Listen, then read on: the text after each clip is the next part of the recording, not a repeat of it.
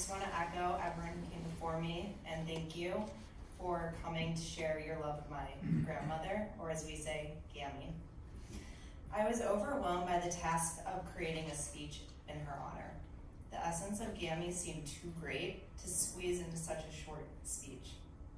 Fortunately, a close friend of mine gave me simple advice. She said, "Claire, just focus on the memories you shared and what she meant to you." Of course, after all, she's my Gammy, and I am her only granddaughter, or as she liked to say, her good girl.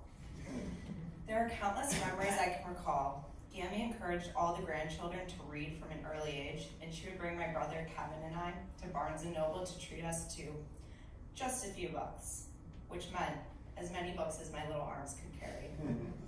What a treat. It is this generosity that created the basis for which I view the world today. As my role model, I would mirror Gammy sitting in her chair by reading, by curling up on a couch next to her, and completely absorb myself in anything I could get my hands on. I didn't realize it at the time, but she was my inspiration for my love of learning and my desire to teach others the way she taught me. I think Gammy is one of the main reasons I am a teacher today. Gammy tried to teach me how to make apple fritters, the most tasty breakfast item, fried apples with powdered sugar and cinnamon on top. My idea with helping was eating the apple skins as she peeled the apples. I couldn't imagine letting such a delicious part of the apple go to waste, just as Gammy couldn't imagine letting the apple cores go uneaten. Gammy got the most out of everything, down to something as small as an apple and as large as life. I think of her patiently teaching me how to sew with my eager eyes, watching her carefully thread the needle, then tug each stitch out. I was so proud of myself for creating quite possibly the ugliest doll ever, with Gammy motivating me every step of the way. She was my biggest supporter. No matter what the result was, Gammy was always proud. That's just what she did. She cared so deeply about me that she was willing to put in the time and energy to guide me to the skills and priorities she thought were important in life. Her unwavering devotion to the people she cared about, her mentees, her students, husband, friends, children, grandchildren, and of course dogs, was one of a kind. I was and still am fascinated by the life of Gammy. The vast amount of people she touched through her studies, research, teaching, neighborhood, and more is stunning. I mean, look at all of you here today. Again, thank you for coming. I know her friends and family meant the world to her. More recently, I called Gammy on a Wednesday evening and she answered quickly, explaining, "Sorry, my love, I don't have time to talk. I have friends coming over for wine and apps before dinner. Love you," click. I didn't even get a word in. Okay, my 88-year-old Gammy is enjoying a better social life than me. That is how I want to be at her age. My Gammy, the fearless, compassionate, patient, determined, generous, unconditionally loving woman who will forever be my role model. That is what she meant to me. It feels as though sometimes she isn't gone. And I think that's because she's always with me. From Kevin and I, we are so grateful to have had you in our lives, and we love and we miss you, Gammy.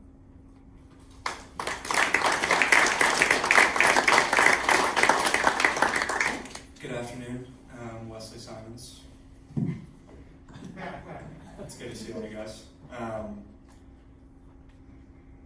going to take a little bit different approach. We had a service this morning, and as a lot of people have mentioned, there's been a long period of time to sit and reflect over the past 2 months on her life, and it's been an emotional roller coaster, I'd say, but I think I took the sad approach this morning, and now after shedding a couple tears, it's nice to hear some of these stories and think back on the happiness that she brought all of us. And so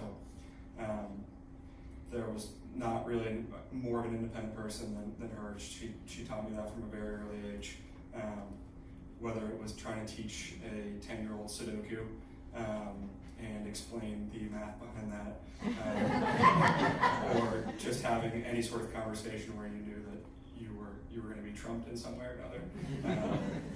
She really just brought a mindset that was unparalleled.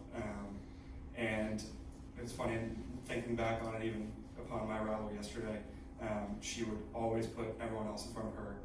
She wouldn't sit or calm down until she knew that everyone had every drink or piece of food.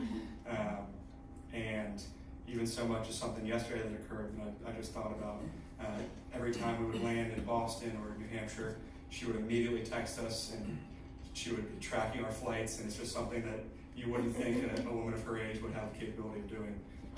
But yesterday upon arrival, my dad ended up doing the exact same thing. As we're walking to the Uber, he was like, "It's great to see that you're here. We'll see you in 10 minutes." That was comforting to know that tradition is being passed down. But overall, there's really not enough to say.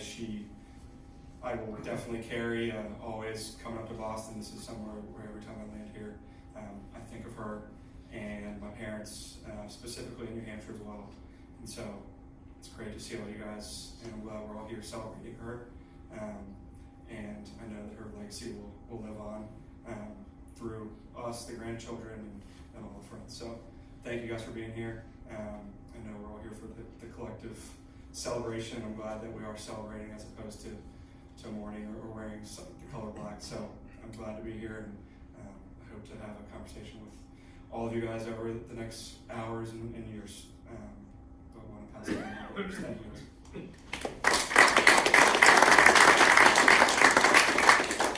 Hi, I'm Josh Simons. As was previously mentioned, my mother was not able to join us today, but she obviously had a very special relationship with my grandmother, so she has asked one of us to read her entry into the memory journal for her. I could not be more thankful to have such a deeply loving, embracing, endlessly giving, and helpful mother-in-law. My heart and mind are filled with so many wonderful memories of Liz that it's difficult to choose a single one.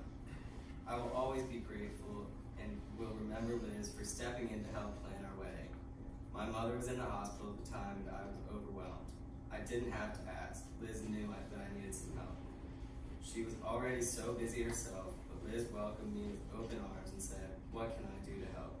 She lovingly took me to special places where Bobby and I could choose to be married. She and I went shopping for our wedding cake together, and of course, we had to taste every option. She helped ordering all of the cocktails and food. We had a great time. I was given the gift of feeling like I was her daughter and a part of the family. She arranged a large celebratory luncheon and a brunch the day after the wedding. There was a never-ending supply of love and giving of herself that filled my life and my boys' lives with love and happiness. Every time I would see Liz, she would give me a big hug, and I will always remember how hard she would squeeze me. Love, Patrice. Thank you all for coming to celebrate.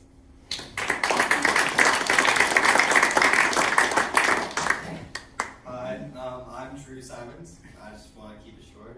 Most people have already reiterated what I want to say, but I just want to say, without understating the simply incredible nature of her life and accomplishments, I remember my grandma as the most inspiring role model I've ever known. I'm thankful to have so many good memories that it feels a little bit limiting to only share a single one. I cherish the time we spent together here in Boston as well as the summers at the lake. But to me, our conversations were especially sacred because of her constant, unwavering selflessness. Every time we talked, she often expressed more interest in my studies than I did. And as well as gushing about all of her friends and their various accomplishments. She always was concerned with others more than herself and took more pride in her friends and family than anyone I've ever met. While she herself was someone I took great pride in spending time with, standing here today, I'm even more determined to carry on her legacy. I just want to take this opportunity to say thank you, I love you, and I can't wait to play Rummikub again soon. Thank you.